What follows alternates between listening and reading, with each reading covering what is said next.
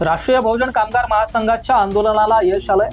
महाराष्ट्र राज्य व इतर बांधकाम कामगार कल्याणकारी मंडळ मुंबई या मंडळाच्या माध्यमातून महाराष्ट्रातील बांधकाम मजूर कामगार यांच्या लोकहिताच्या कल्याणकारी योजना राबवल्या जात होत्या। मात्र आचारसंहितेनंतर 4 महिने पोर्टल व वेबसाईट पूर्णपणे बंद होती। कामगाराला नोंदणी विविध कार्यकारी योजनांचा अर्ज भरता येत नव्हते। यासाठी राष्ट्रीय बहुजन कामगार महासंघाच्या वतीने अध्यक्ष संदीप पाटोळे यांच्या मार्गदर्शनाखाली सांगली कामगार आयुक्त कार्यालयावरती आंदोलन करण्यात आलं होतं। या आंदोलनाची दखल घेऊन कामगार मंत्री व सचिव यांनी पोर्टल विविध कल्याणकारी योजनांचे वेबसाईट पुन्हा चालू करून कामगाराचे प्रश्न पुन्हा सुटणार असल्याचं संदीप पाटोळे यांच्या वतीने सांगण्यात येतं।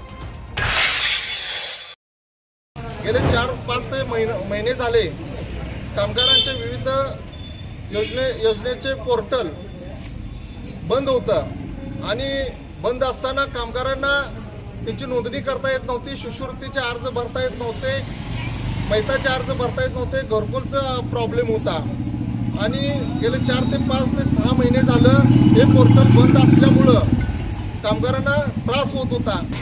सगळे ह्या प्रकाराची दखल घेऊन आम्ही महाराष्ट्रामध्ये राष्ट्रीय बहुजन कामगार महासंघानं पहिलं आंदोलन काढलं आणि पहिल्या आंदोलनाची ठिणगी महाराष्ट्रभर पडली आणि आज रात्री पहाटे 12 वाजता रात्री हे पोर्टल पुन्हा चालू झालं। म्हणजे कामगारांचे हक्क अधिकार पुन्हा आम्हाला मिळाले, ज्याबद्दल मी कामगार मंत्री असतील मान्य देवेंद्रजी फडणवीस असतील यांचं मी आभार मानतो आणि खऱ्या अर्थानं कामगारांचा हा विजय आहे असं एवढंच मी या ठिकाणी बोलतो।